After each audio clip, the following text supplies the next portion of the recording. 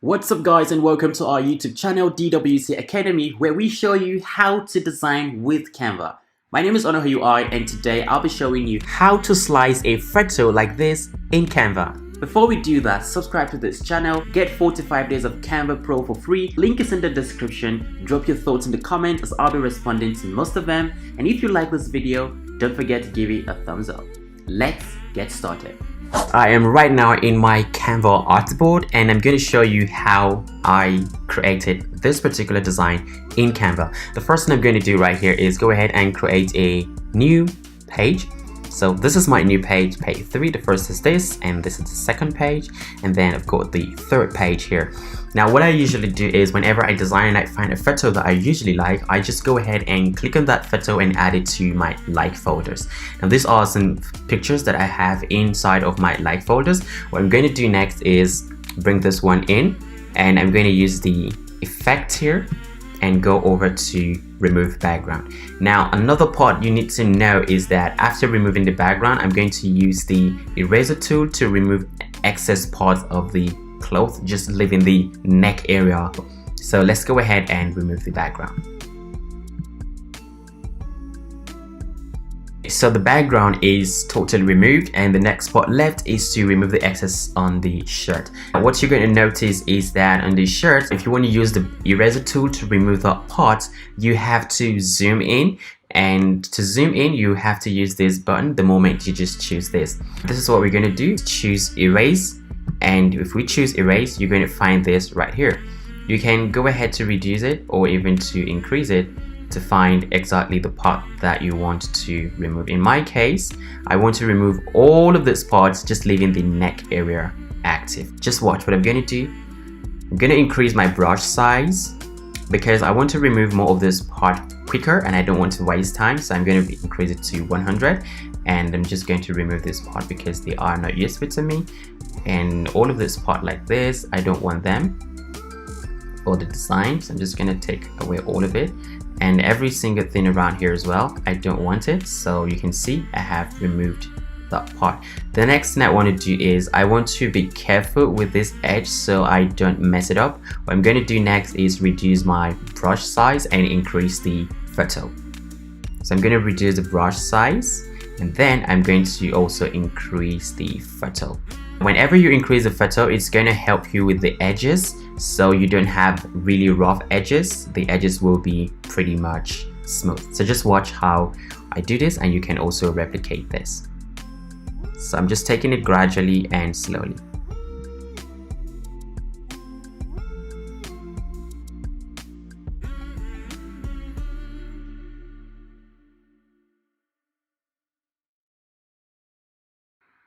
Okay, so here's it. We have pretty much better effects on what we want. You can see that it's really cool and super okay. If you want to do this removing background and playing with eraser or restore tool, you need to have a Canva Pro. There is a link to access Canva Pro free for 45 days. The link is in the description. Go there right now and have access to Canva Pro free for 45 days, and you can cancel before your subscription and your trial period is over. Click on done and say apply.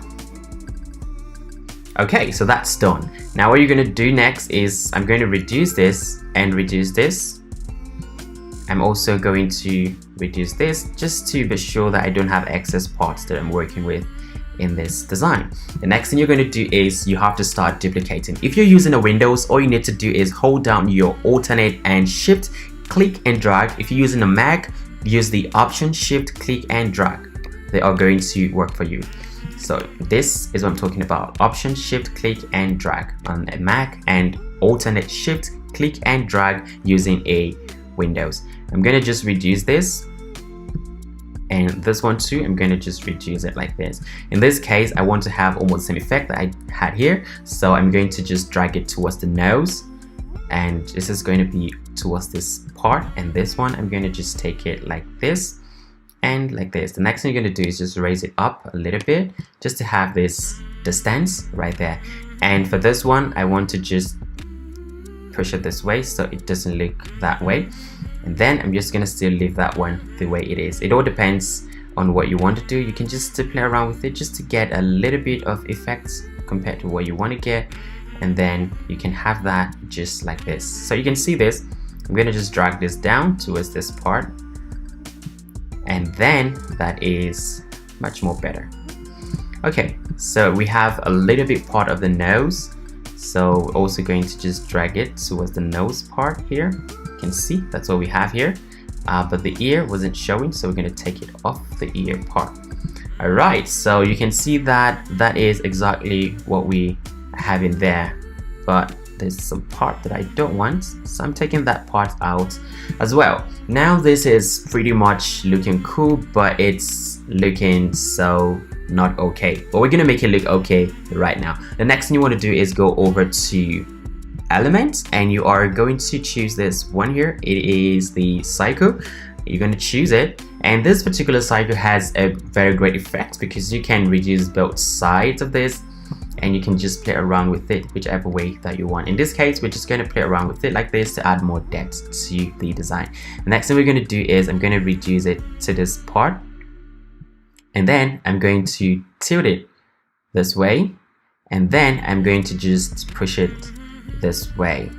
Alright, so right now you can see that it is having this effect just around there, and the next thing I'm going to do is click on it, and I'm going to push it to the back. Okay, so right now you can see that this is more like the effect that we had here, but then this is too big, and we don't want it to be really big. We want it to be really small, so it's not going to be super glary, and you can just increase it to play around with it, so it looks really cool and much more realistic. Okay, now another thing you can do in Canva is when you bring a photo in Canva, you have the option to choose the colors from the particular photo. What you're going to do is click on the element you want and go to the color here. When you scroll, you're going to find default colors here, but in this case that particular color did not come up. Alright, so what we're going to do is we have a little bit of a darker one here, which that looks like it here, and we're going to choose that one, and then you can see we have that color right there, so it's adding a little bit of depth to that particular design, just like this. The next one we're going to do is go ahead and add the lower part of it, and in this case we're going to choose this one again.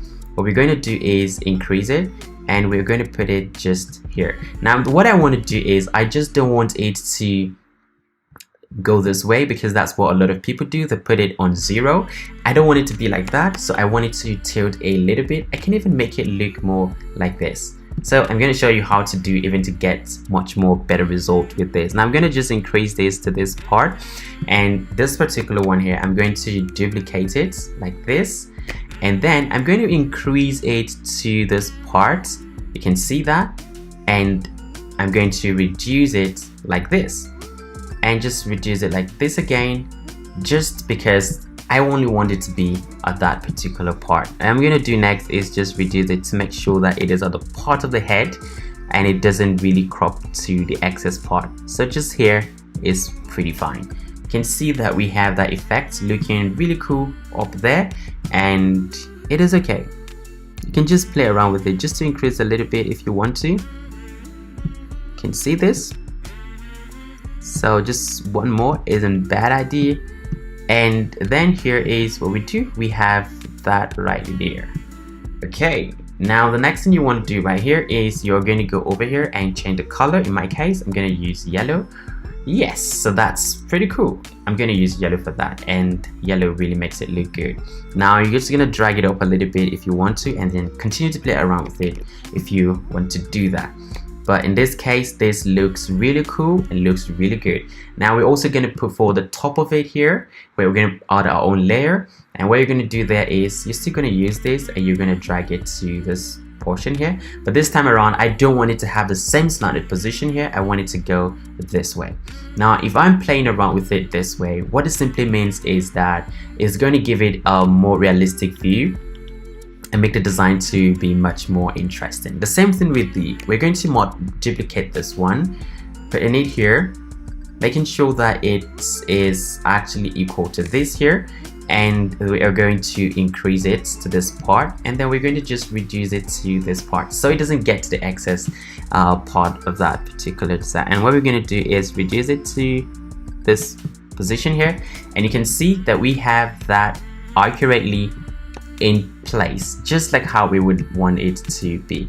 And then we just play around with it a little bit, and then you can see this is cool. The next thing you want to do is click on it and change the color.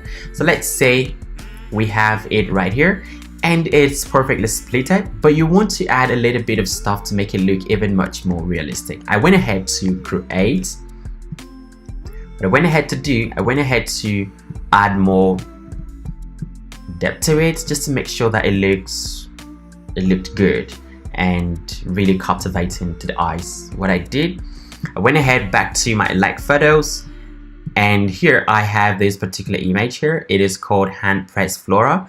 I just selected it, and just to make it look like a flower is popping out of his head for beautification purposes, and that's what you can also do. In this case, I'm going to add it here, and I'm going to increase it like this.